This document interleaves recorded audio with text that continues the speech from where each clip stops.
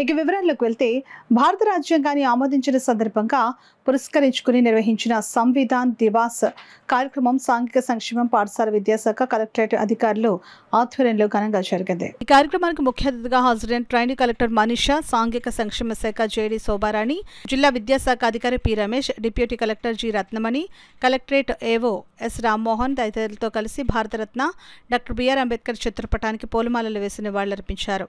అనంతరం trainee collector Manisha అందరితో కలిసి రాజ్యాంగ పీఠికను ముక్త కంఠంతో చదివి పవిత్ర రాజ్యాంగ స్ఫూర్తిని చాటారు. ఈ సందర్భంగా ఆమె మాట్లాడుతూ అందరికీ రాజ్యాంగ దినోత్సవ శుభాకాంక్షలు తెలియజేశారు. భారత రాజ్యాంగం నవంబర్ 26, 1949న రాజ్యాంగ సభ ఆమోదం పొందిందని అన్నారు.